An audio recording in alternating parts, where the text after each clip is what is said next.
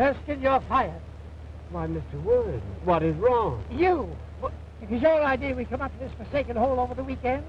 If I die of pneumonia, it'll be your debt to society. Mr. Wood, I tried to be a competent secretary, but I have absolutely no control over the elements. How did I know it was going to rain? See, the paper says fair and warmer. That's last week's paper. You're still fired. How much further do we go? Won't be long now, Mr. Wood. Well, it better not be.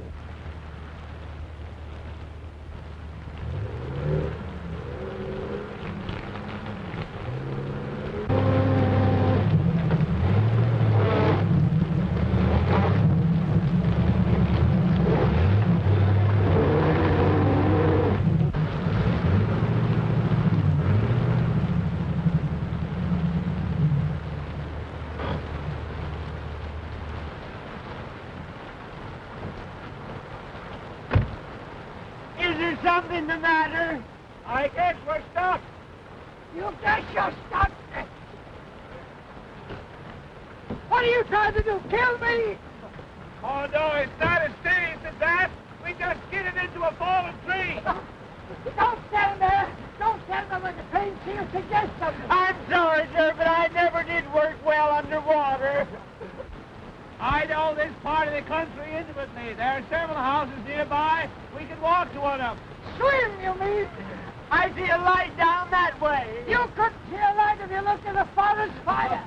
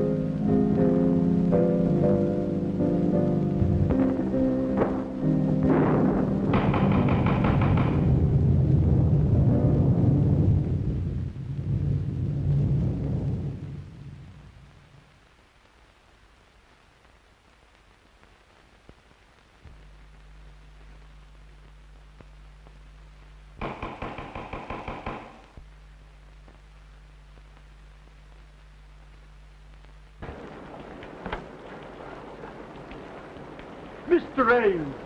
Oh, hello, Carroway. I'm sorry. I didn't recognize this as Dr. Kent's house. Just a moment, Ames. I don't know who this Dr. Kent is, but I'm getting out of the storm even if it's to be the missing link. Yeah. Coming in, Mr. Ames?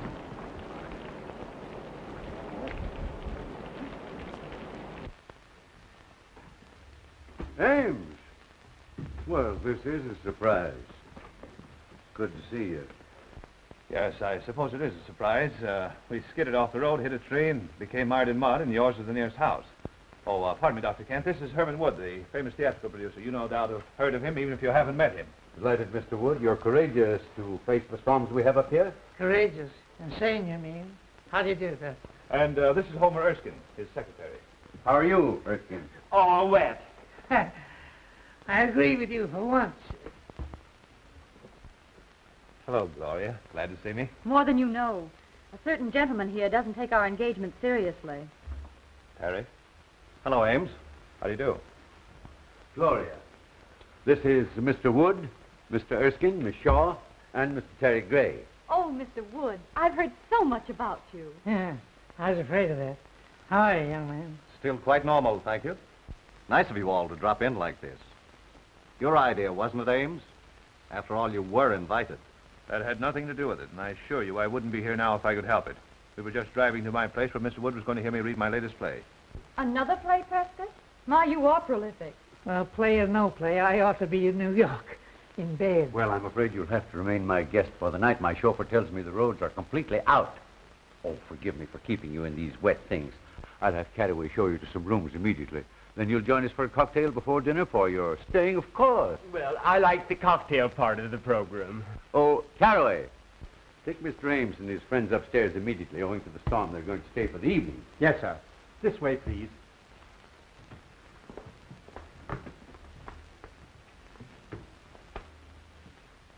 Who are you? Why, you tell her. I'm beginning to be uncertain of everything. Why, this is Mr. Wood. I'm Mr. Erskine, his secretary. I pity you so much.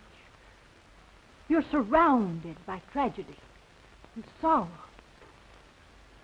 Oh, you are psychic, Beatrice. Mr. Wood is the greatest producer of tragedies and dramas in the country. You mean he was?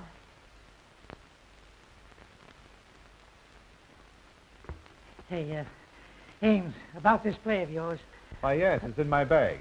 As long as we can't reach my place, why not let me read it to you here? Look here. I just remembered an important appointment tomorrow in the city. I must return tonight. Isn't that right? Yes, absolutely. He has to address the Travelers' Aid Society on the proper way to fold a timetable. My dear Mr. Wood, I would gladly assist you, but until the storm abates, there's no way of reaching the city.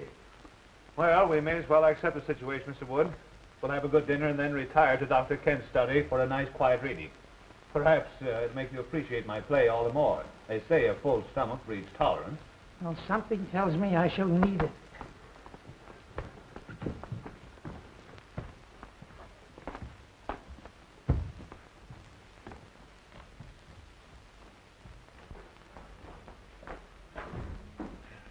Strang, this is your room. You've used it before. This way, gentlemen, please. This is yours, sir. Right. And this is yours.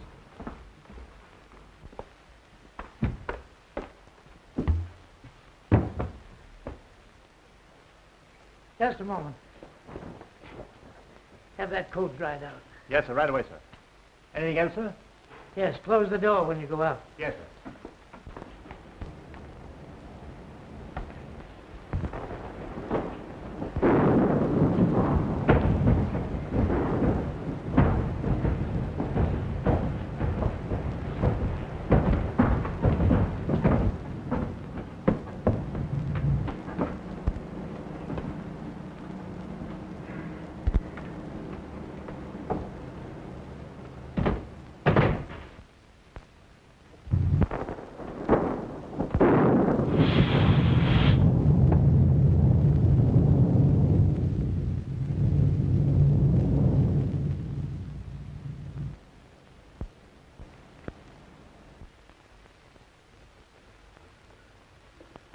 Well, the ghost walks tonight or never.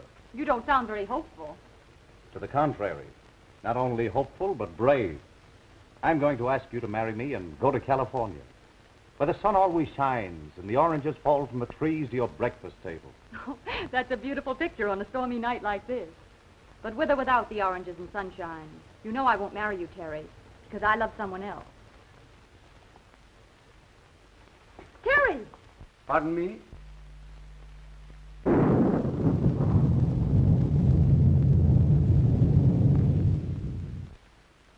You're not a very easy man to discourage, are you? You forget that Gloria here is engaged to a mutual friend of ours. I don't think that's any of your business. Look here, Gray. I don't like your attitude. In fact, I don't think I like anything about you. So what? Why must you two always act like gladiators? Be sensible. Tonight of all nights must not be the time for any discord. You know I've never given you cause to think of me as more than a friend. That depends on your viewpoint. I might argue that statement. I'd like to give you the thrashing you deserve for those insinuations. Please. We'll discuss this later.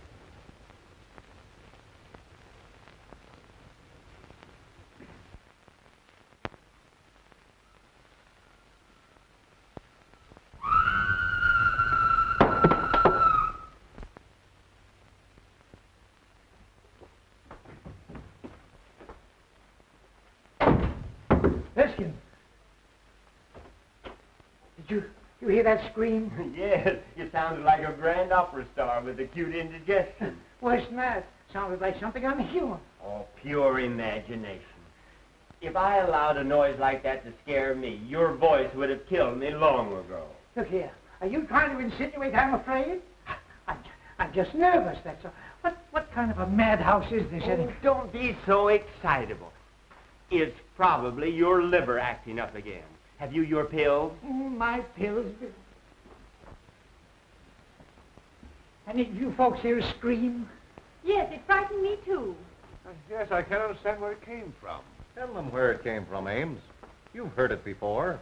Why scare your friends unnecessarily? Perhaps you're right. Any scream you may have heard probably came from Beatrice's room. She's Dr. Kent's patient and Mr. Gray's sister. You met at the foot of the stairs. She's just a little irrational at times. Well, as far as I know, it's nothing to worry about. Simply emotional outbursts. Don't you just love a night like this? This old house seems to belong in the rain and thunder. I read a book once about an old house. And, oh, I don't know how many murders happen on just such a night as this.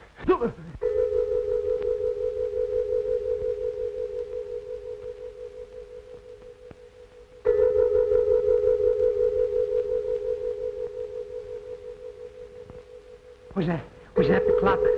Yes, I guess so. I think so. It must have been. But it's a union clock. What do you mean? Well, it strikes any old time.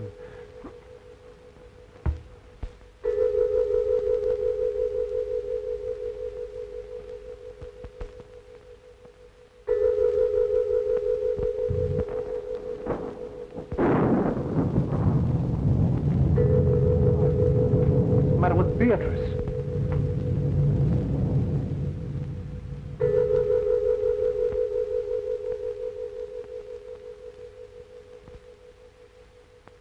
Yes, John.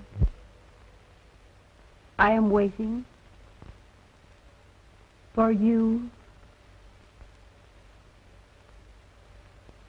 I am waiting.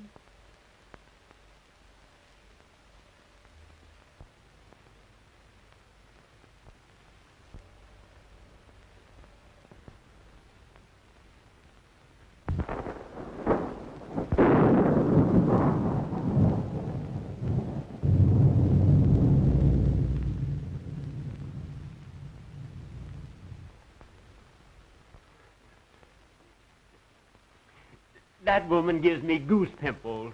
I've seen saner people than her in asylums.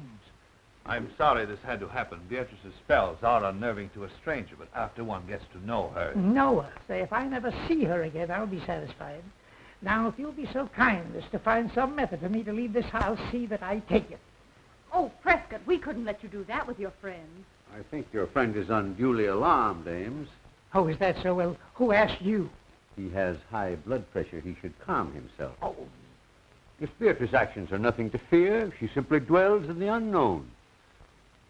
As her attending physician, I can speak freely. The girl suffers from hallucinations and the shock of a tragedy that occurred in this house 3 years ago this night. Mr. Ames remembers that night very distinctly, no doubt. That's why he shuns my house. Dr. Kent, I see no reason for making my sister's grief public talk. I'll bet the doctor's going to tell us about some terrible operation. That ought to be cheerful. The unsolved murder of your sister's husband must be public talk in this house. Murder? I have taken notes on her actions since that night, and each year, at this hour, the flutter of that sound is heard, and she has acted as though the spirit of John, her dead husband, had returned to her. That's all there is to it. Erskine, we're leaving. Dinner is served, sir. No, we're not. Ghosts or no ghosts, we're eating. We're leaving. You're disobeying my orders. No, I'm not. You fired me an hour ago.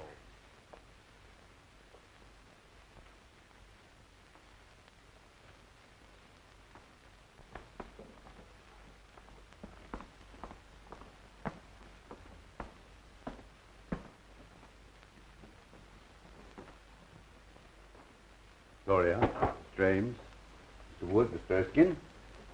Hope you're all as hungry as I am. Just give me an aspirin. Just give me anything but a tomato surprise. I've had shocks enough. This is about as cheerful as an undertaker's picnic in a cemetery.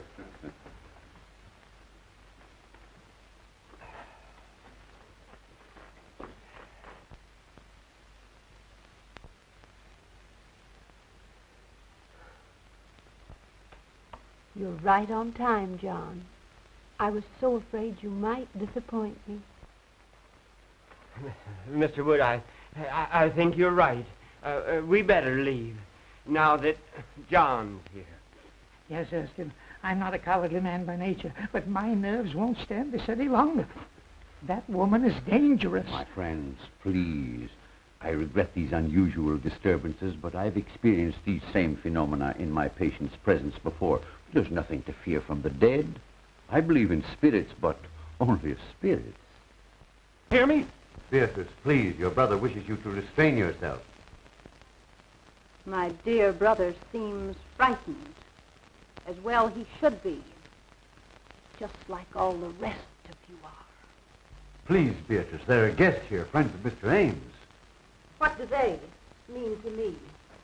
You, Terry Gray. You, Miss Gloria Shaw. And you, my delightful friend, know what that blood stain is. You were at this table the night poor John fell forward and stained the cloth with his own blood. The night he was murdered. By one of you. Why, that's a lie. Open that door. Claire, I'll call the police. Well, this is outrageous. Open that door. Unloosen that portal. I'm sorry, Miss Beatrice's orders are that no one leave. Jarvis is only partly correct. I gave that order. What's the idea? The idea, my friend, is to protect my patient's health. Any interruption might cause the loss of her sanity. You want the responsibility for that on your shoulders? I think you're as crazy as she is. Don't aggravate him. They're all dangerous. Everyone will please sit down.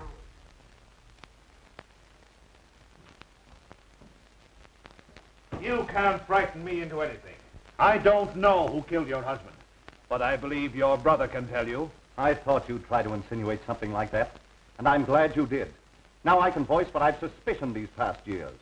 You were jealous of John. You wanted to marry Beatrice for money. You, a penniless hack playwright. She preferred John, and you killed him. There's always been insanity in your family. Wait.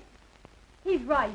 I, too, always thought you killed John. You're unscrupulous enough to have done it. That's enough of that kind of talk. You aren't free from suspicion either. As John's cousin, you inherited more money from his death than I did. How dare you say that? I can't listen any longer. In the name of humanity, allow Erskine and I to get out of here before they kill each other. I appreciate that we have outside witnesses to what is going to happen. There is a murderer in this room, and we're going to find him. John, tell me the person who killed you. Speak quickly. Why don't you admit it? Hurry, before it is too late.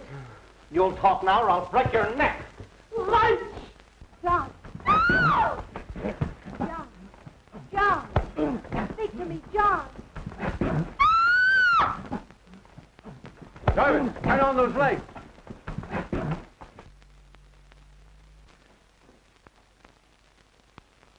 Where's Beatrice?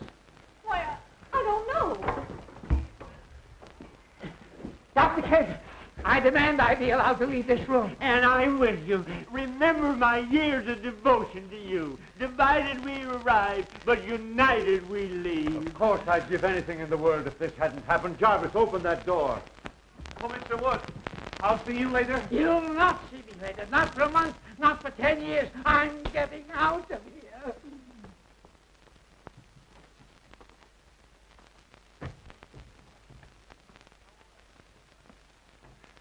And so ends the first act of my little play. Oh, darling, it was wonderful.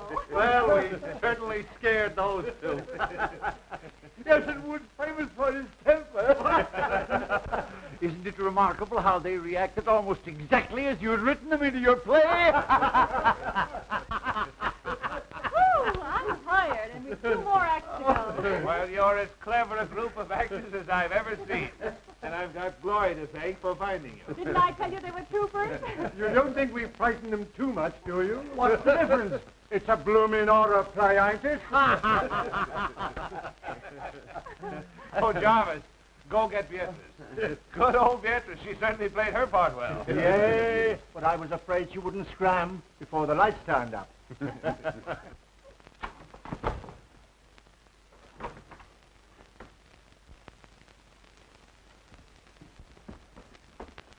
Beatrice, are you hurt? Beatrice, what's the matter? Speak. She's dead. This isn't my room. No. And whoever it does belong to has a gun. A gun? No, let's don't annoy. Oh, shut up. This may come in handy. A manuscript. The Ghost Walks by Prescott, Ames.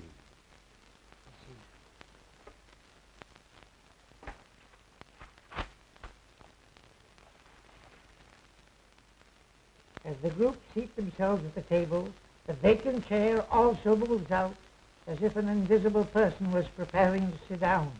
All eyes are on the chair. As the vacant chair slides back to the table, Beatrice addresses its invisible occupant. Beatrice speaks. You are right on time, John. Erskine, we've been witnessing a dress rehearsal of Ames's horror play. You mean all those scares were part of the play? Certainly. Wait. Here, let's try it again. Here, listen to this.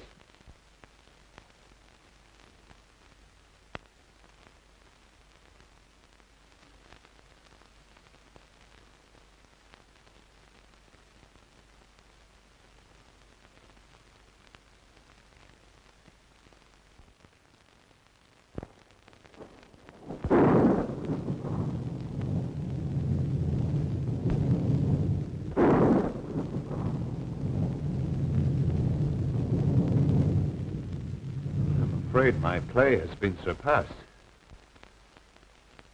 We have a real menace in this house. Well, there was no one in the house but us, and we were all in the dining room. I know I was. That's right, because I was struggling with you. I was sending you the light switch. Yes, and I was at the table, as you all know. I was playing ghosts. I was all over the room. But I didn't do it, I tell you. I didn't do it. Of course you did. Now, don't lose your head. Don't any of us.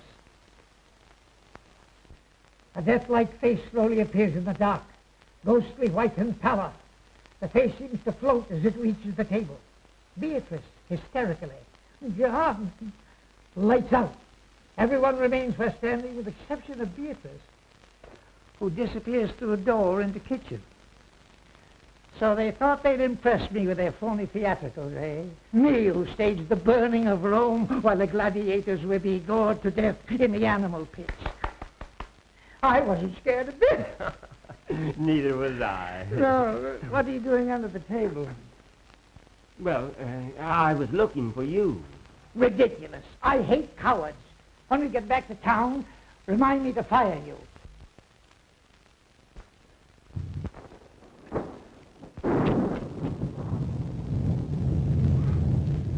Let the play continue.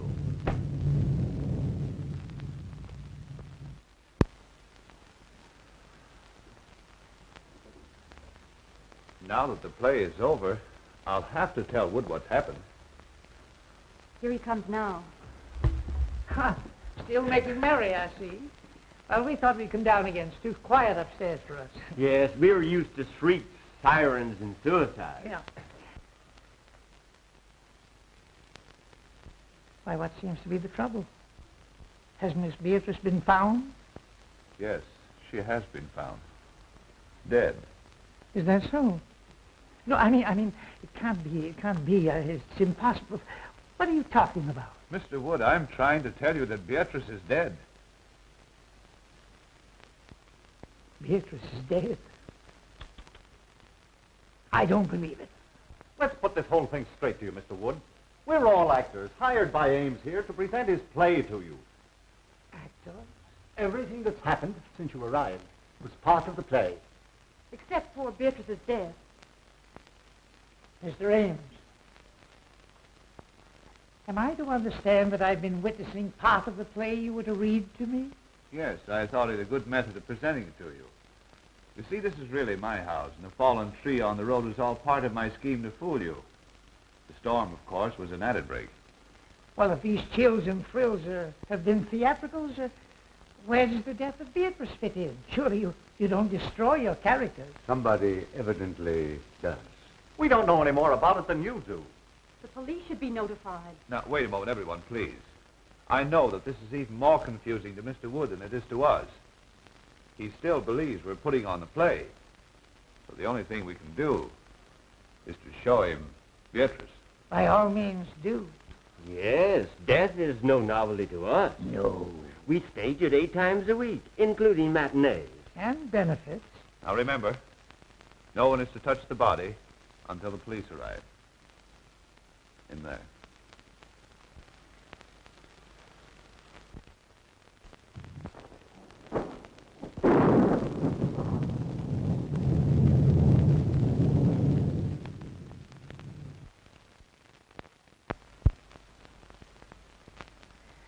Well, where is she? I don't know. What could have happened? Well, you ought to know. You're the author.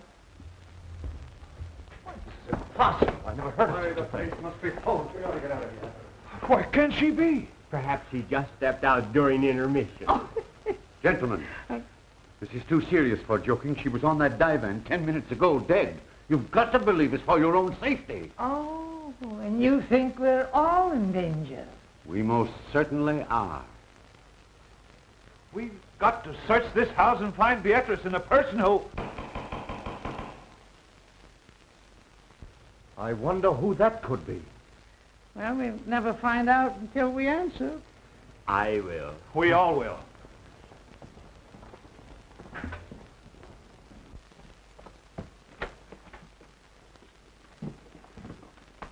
Who are you? Who are you? A guard from the Greystone Sanitarium. Seen anything of an escaped patient around here? What kind of a patient? A quiet one, until disturbed, at which time he becomes slightly murderous. Well, so help me if this ain't a night. Oh, what's going to happen to us next? Who are these people? I didn't know anyone was living here until I saw the lights. What makes you think he came here? Empty houses make good hideouts. I never saw or heard of anyone living here in the past few years. Well, I've been living here about a month. I think you've come to the right house at that. Yes? Has anything happened? Uh-huh. A murder and a disappearance. What are you winking about? Winking? Why, my dear man, you're saying things. I simply stated a murder had been committed. Murder? Ah. Well, it's him all right, then. Well, who is this man you're looking for? At the sanitarium, we'd call him Case 222. I guess you'd call him a homicidal maniac. A maniac? And you think he's loose in this house? Now, be perfectly calm. If my patient is here, and you scare him with hysterics, he might tear you apart to see what caused the excitement. Oh. That reminds me. Has anyone called appearance? No. Well, that's the usual procedure, isn't it? Well, we forgot to, I suppose. But there's a telephone right here in the study. Telephone?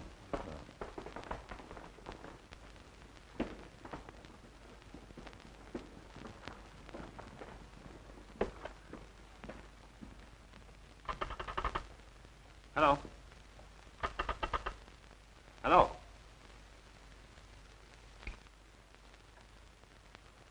Cut. I suppose no one knows who did this. Why should we? You don't think it's fun to be isolated with a maniac? If the play calls for it, yes. Well, I don't know what the rest of you are going to do, but I'm driving into town for the police. Wait, it isn't safe outside. I'll walk with you to the Gerrard. Thanks. I'll be right back. So those who want to go to bed are safe enough. Besides, it's easier to die in bed. Come on, Ken, let's turn in. It's as safe up there as here if we lock our bedroom doors.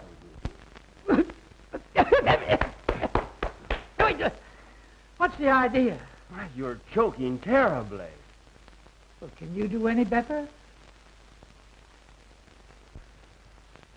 You know, I had a hunch that Beatrice should never appear in a horror play. Why? Too highly strung, and impressionable, a fatalist.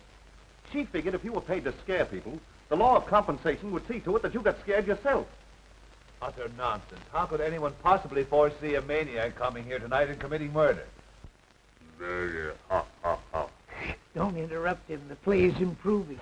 Not enough action for me. Tell me, Ames, just how did you happen to come to this house yourself? Funny you should mention that. I was just asking myself the same question. Of course, you saw that painting in the drawing room of Gussie Gillis. Sure, everybody knew him. And his history? Naturally. Personally, I thought he was the worst butcher who ever severed a tonsil. Right. And you remember how 9 of his patients mysteriously disappeared after he treated them? They were murdered. And when the police came to arrest him right here in this house, he committed suicide. He lost his mind from the strain of his surgical work, I guess.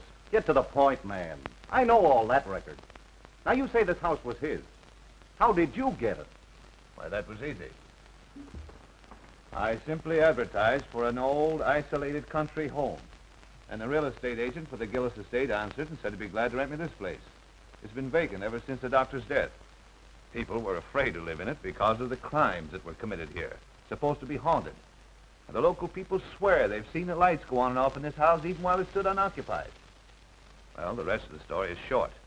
I wanted to write a play in the same atmosphere he had lived his ghoulish life, so here I am. I'll bet he'll come back to haunt you for this. Did Jarvis get away all right? Yes. There's no one around the ground, so I think I'll search upstairs. I'll go up, too. I'm going to bed. And I'm resigning from your cast.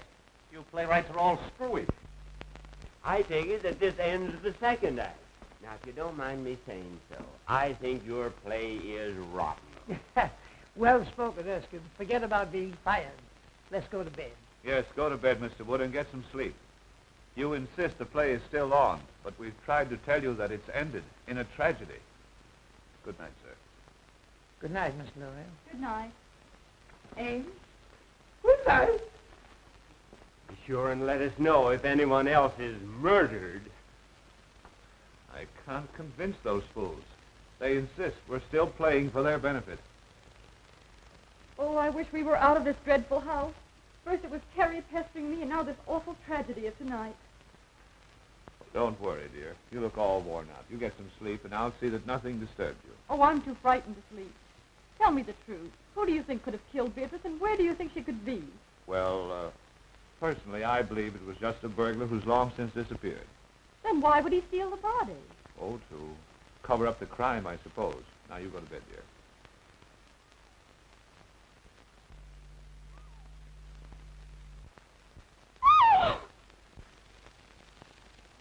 Why, Gloria, what is it? You poor kid, your nerves have completely gone.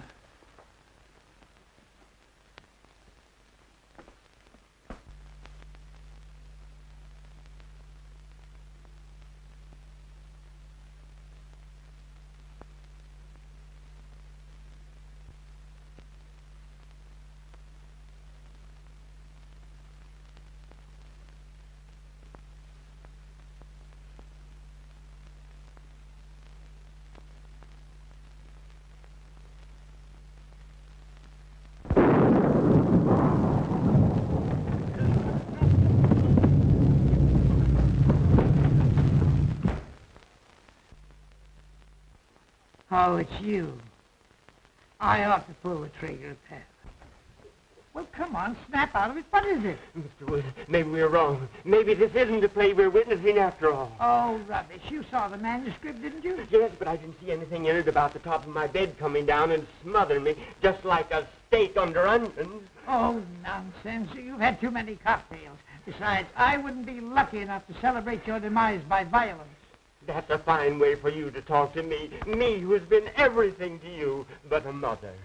Now, Mr. Wood, listen to reason. I may be all wrong. I'm a nervous man by nature. But if this play is still going on, it's the closest thing to reality I ever saw behind the footlights. Oh, you're a sissy. I tell you, this fellow Ames is clever. He has reality in his play, and that's what the public wants. Now, let me alone. And if you want to stay in the theatrical business, stop letting it scare you. Oh, I was kidding all the time. That bed bracket was only a dream I had. And you were in it, too. I was not. I was reading. Yes, I saw that. You were reading a book on psychics. you were worried about the future yourself. Say, go home and go to bed, will you, please? And if you want to think of the future, remember I'm firing you. Mr. Wood, I have a premonition that we must stick together tonight. You need protection. You mean you do? You're trying to muscle into my bed because you're frightened. Go home. Oh, my dear employer, play or no play, I have no relish for my own couch. Move over. Say, this is all tommy rot. You've got the mind of an oyster and the nerve of an acrobat. As my secretary, I do allow you to share my office, but that does not include my bed. Hey, you were born in October, weren't you? Yes, during the National Apple Week. Why? It says here, your type is the instincts of a bloodhound, the heritage of the homing pigeon, the attributes of the ferret, and the heart of a lion. Yet you snuggle beneath my quilts, you cream puff, because of make-believe play is scaring you. You're fired once and for all. Will you please close my mouth if I'm snoring? I have adenoids. Adenoids, too? Hi-ho.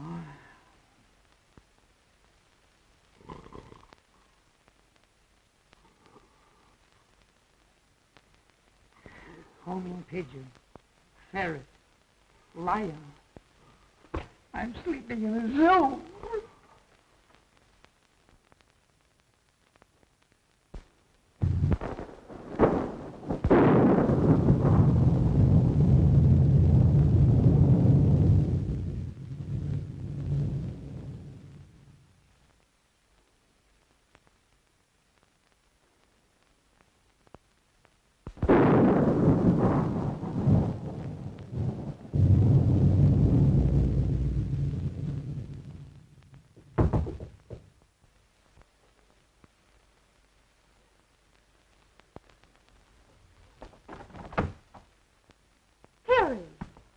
Worried about you.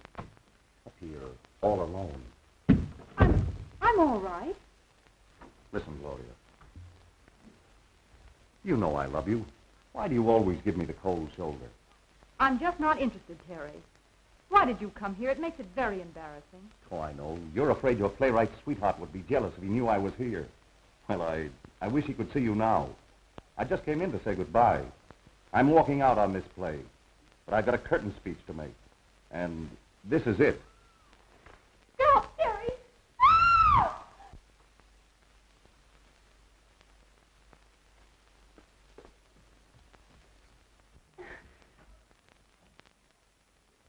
Gloria! Gloria! Oh, you fool. Now see what you've done. I'll hide in that closet until he goes. If you tell him I'm here, I'll tell you invited me. Understand? Well, darling, what frightened you? I saw a man. Oh, where was he? He came in that door. I screamed and he went away. Oh, you poor kid, what a narrow escape you had. Wonder what that screaming was about. There's a light in Gloria's room. Let's see what's up. You take it easy. I'll find a guard and we'll search the house again. What's happened? We heard screams. Someone tried to break into Gloria's room. What? Who? I don't know. Here comes the guard. Seen anything? Plenty. Gloria was almost attacked by someone. Fancy that. Who do you think it was? We don't know. We'll wake up everybody and find out. Good idea. Let's try Terry first. Oh, Terry. Go on. Not a sign of him. Whose room is this? Oh, that's mine. And there's Erskine's room, and that's Mr. Wood's. Well, let's see what they know.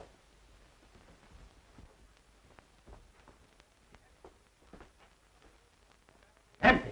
Darn the luck. I wonder if that maniac could have tried Wood's room before my mind snaps to. Eh? Oh.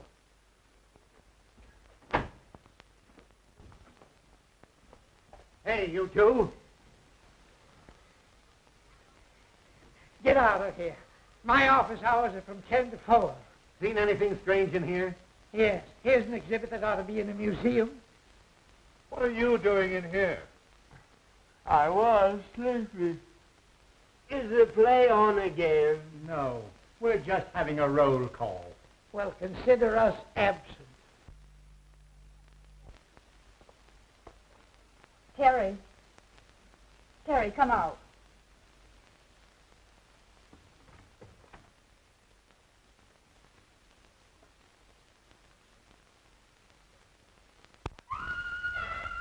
Gloria. What, again? Oh, let's don't miss this. I might as well be a fireman.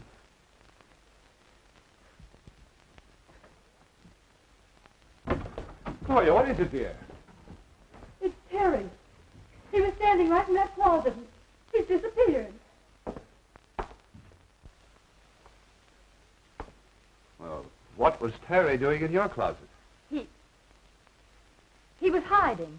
From whom? Why, Oh, pardon me. Oh, no, please let me explain. It isn't necessary. I think I understand.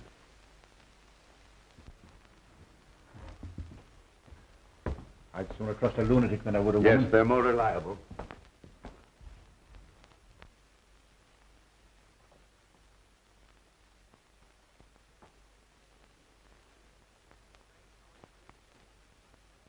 Strange how anyone could disappear from behind a nightgown.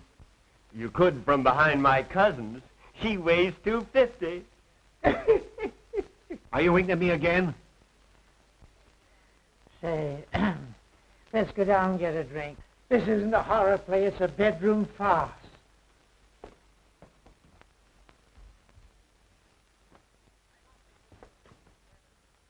I don't think this situation is fair to me. You people are of very little help. That patient of mine is evaporating. He thinks all I've got to do is to look for him. Besides, I promised to be a 4th of Bridge tonight with some friends of mine. Speaking of wasting time, Jarvis should have been back from town with the police long ago. Oh, Carroway. Will you and Kent go back upstairs, please? Just to be near Gloria. I couldn't stand seeing her myself just now, but I don't want to expose her to unnecessary danger. I understand. We'll be glad to help. I'd just as soon go up again anyway. I'm dead. Please don't use that word.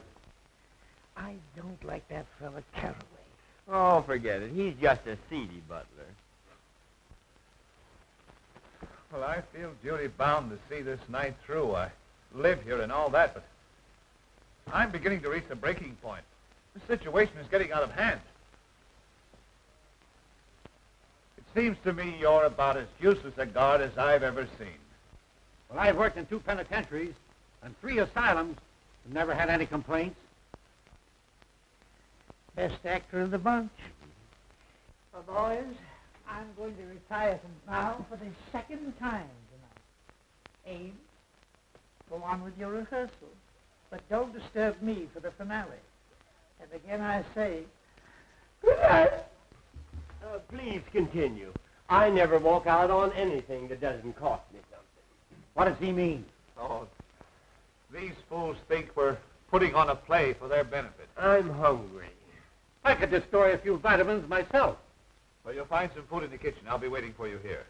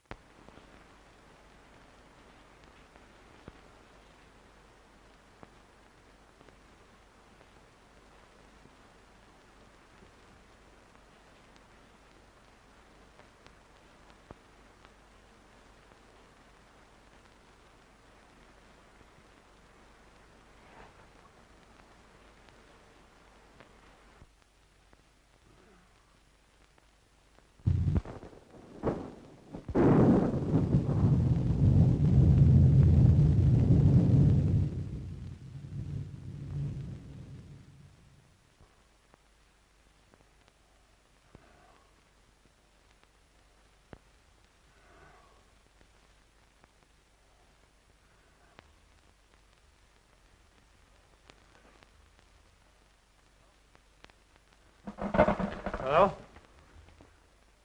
What are you doing down here? Why, I just came down to get some cigarettes. Well, you shouldn't have left Gloria upstairs alone. Well, I'm not her guardian. If you're so anxious about her, why don't you go upstairs and play watchman yourself? That's just what we're both going to do. Well, the scene shifts. So do I.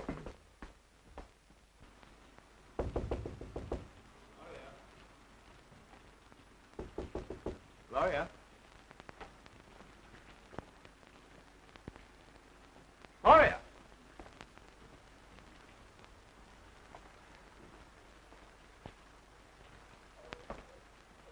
I smell chloroform. This is all your fault. I told you not to leave her alone. We'll arouse everyone. Oh, Kent? Well, Mr. Wood. He's probably in his room. I shouldn't cue you, but here comes Kent now. Oh, Kent! Yeah? Gloria's disappeared. Huh? Say, have you been out in the rain? No, why? Well, whoever stole Gloria took her out of the window into the rain. Funny that you should be out of your room and then appear all wet. I don't like your insinuations, Mr. Ames. If you must know, I couldn't sleep. I was going to take a bath in the tub and turned on the shower by mistake. That's what I would call a watertight alibi. Maybe Mr. Wood knows something.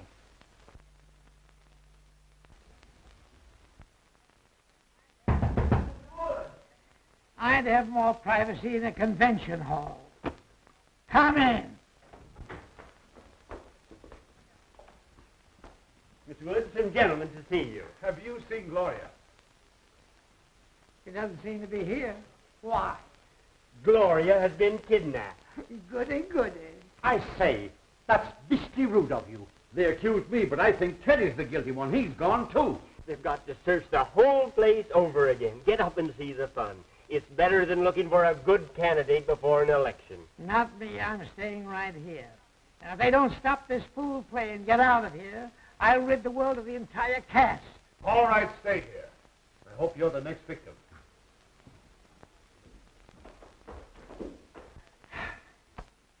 Mr. Wood, could I have a word with you? If you try to get in this bed again, I'll shoot you, so help me. I only wanted to say that you're right, as usual. The play is still going on. Of course I'm right. I know the theater like Barnum knew his elephants. And I'm not cross with you, Erskine. In fact, I'm going to raise your salary. Thanks. People don't disappear every 5 minutes in real life. Unfortunately, some don't. I'd like to get some sleep. But the play... Earn some of the money that I pay you by watching it for me. Why, I thought you fired me. Not till we get back to town.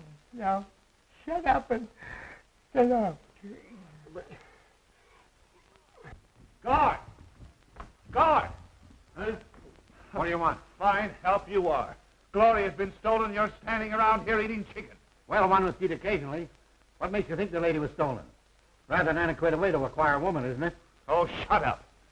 Her window was open. She must have been taken out of the house. I'm going to search the grounds. I'm with you, Ames. Hey, you. Come here. Where's your friend? If you mean my honored employer, he's upstairs in bed. I think I'll go up and look him over. There's something queer about you both. He winks at you and you wink at me. Heh. And I don't like it.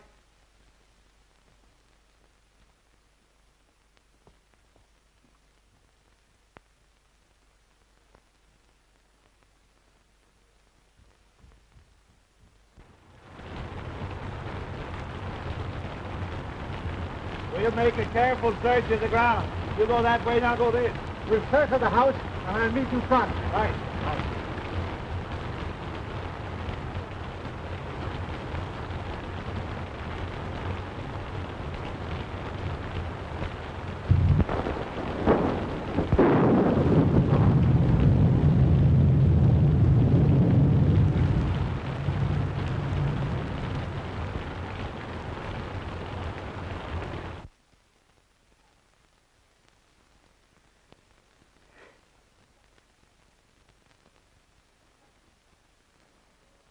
Who's there? Only me? Oh, my old friend from the insane asylum. Come on in, sit down. Make yourself at home. Everybody else has. Hey, look here, old man, pal to pal. You're not really an asylum guard, are you? No. How did you get it? God, you can't fool an old-timer.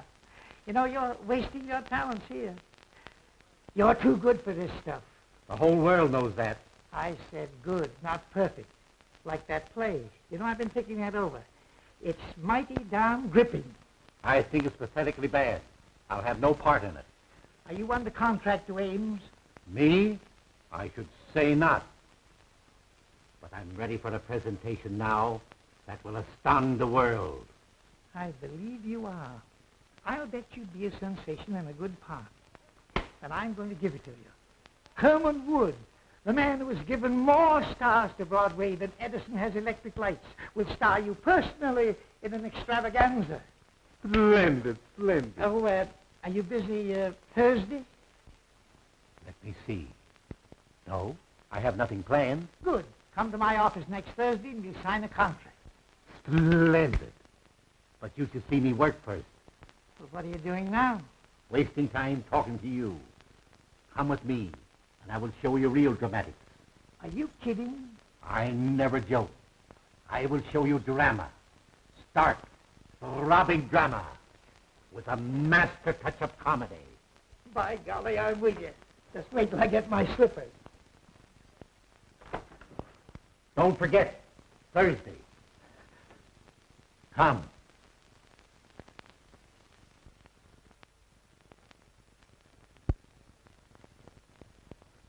I'd feel a lot safer if I had my gun. Where is it? Home. That's okay with me. Let's go over to your house and hang around. It'll soon be daylight. Thank heaven. Ames. Anything new? We made a complete search of the grounds and found nothing. Well, how much longer is this going on? I'm getting tired of sitting around here and waiting for something that doesn't happen.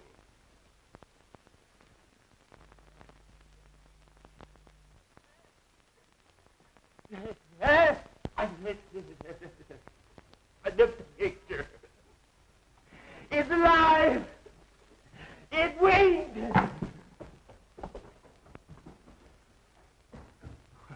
What's the matter with him? He must be balmy.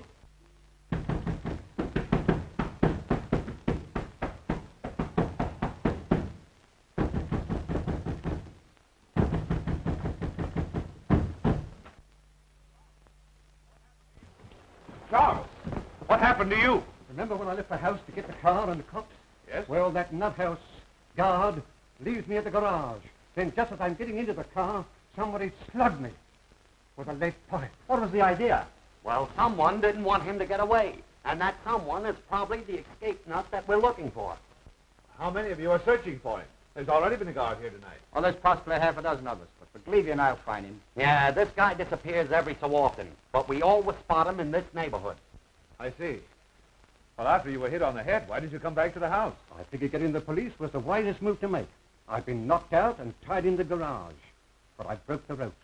Then I tried to start the car, but I found out someone had gummed up the motor. Well, I began to hoof it into the village when these guards from the sanitarium picked me up, and here we are. Has anything happened since I left? Yes, Gloria's been kidnapped and Terry's disappeared. And now that Erskine person's gone violent. Oh, yeah? Well, I'll handle that. Help! Help! What's the matter? Mr. Wood is gone. What? I said he's gone, and so is the guard. It's that picture that's doing it.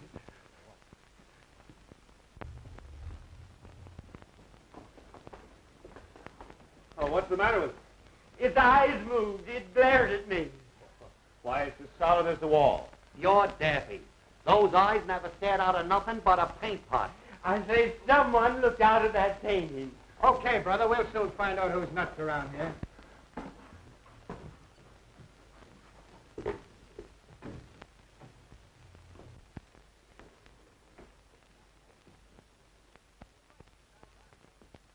Say, he's right. These eyes are phony. What'd I tell you? Now who's that? Hey, there's a passageway back to this. A passage?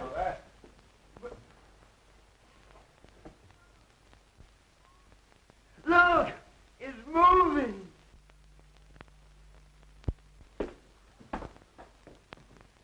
That's how Beatrice disappeared from this room. Well, I'm going to find out where it leads to. I'll go with you. Be careful. It looks dangerous.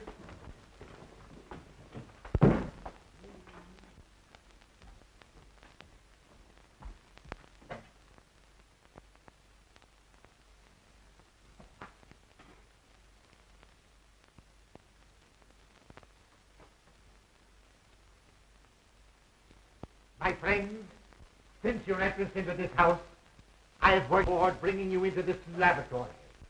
Years ago, a famous surgeon lived, worked, and studied here. His name was Guthrie Gillett. He is dead now, but I, Professor Elmer Trickery, will carry on and improve his work. Hey, I don't like these underground places. Well, you may as well get used to it. You may spend a lot of time in one. Why, the whole house must be honeycombed with passages. They lead all directions.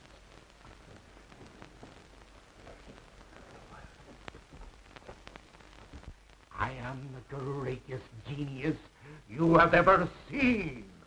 I have mastered my work.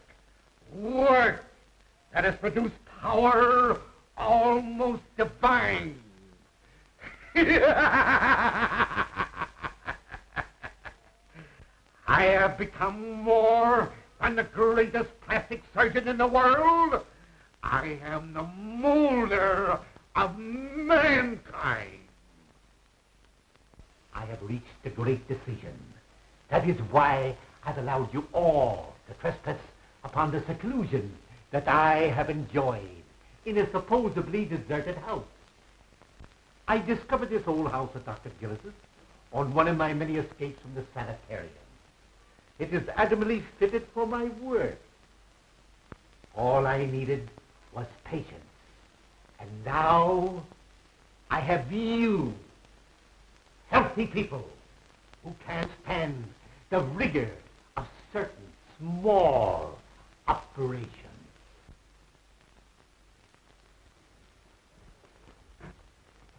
Now, wait.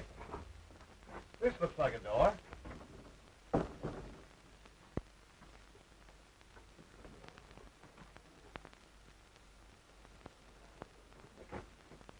See where that leads to. This patient you're looking for, is he violent? Sometimes. He almost killed a guard tonight when he stole his uniform. Oh, and he winked at me. Leads into an open room with a swinging bookcase. Then Gloria did see something in that study. We've got to find her before anything happens to her.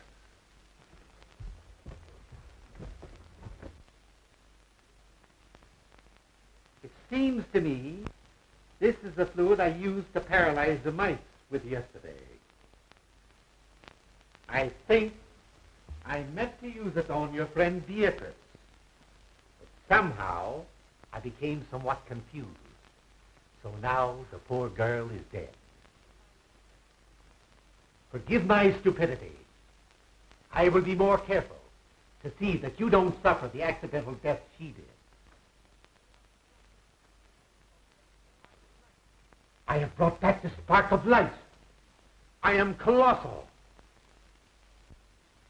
Oh, my head aches. Take that smelling salts away. You're choking me. I am awfully embarrassed. I thought I killed you, but I only gave you a headache.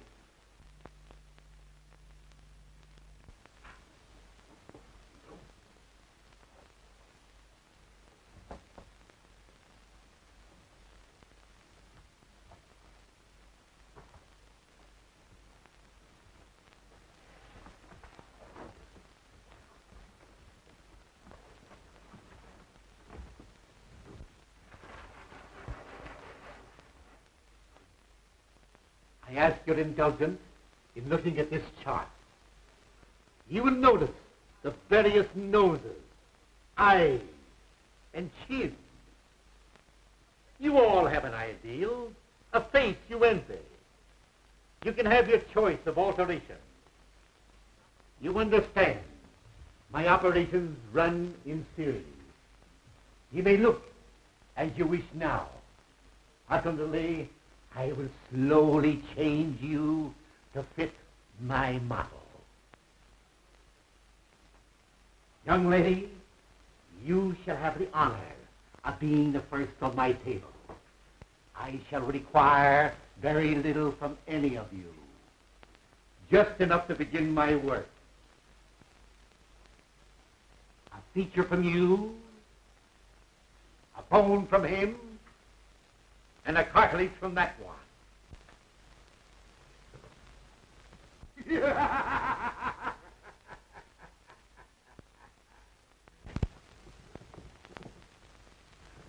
the guard. It's Professor Twiddly, the guy we're looking for. Then he's the nut. Well, he's dangerous. Let's get him. Wait a minute. Better not get him excited. I know how to handle him. Hello, Professor. Why, Mr. McLeavy, what are you doing here? Can't you see I'm busy? Sure, but you've got to come home with us. It's important. Home? Is there anything wrong? Why, don't you remember? You operated on your old friend Julius Caesar a couple of days ago. Did I now? Sure. Funny, I forgot. How'd it turn out? Not so good. That's why we have to hurry back. You see, he got tired of his Roman nose, so you grafted on a new one. But you put it on upside down. And on rainy nights like this, the poor fellow can't go out for fear of drowning. My. We'll return at once. Poor Caesar must be miserable.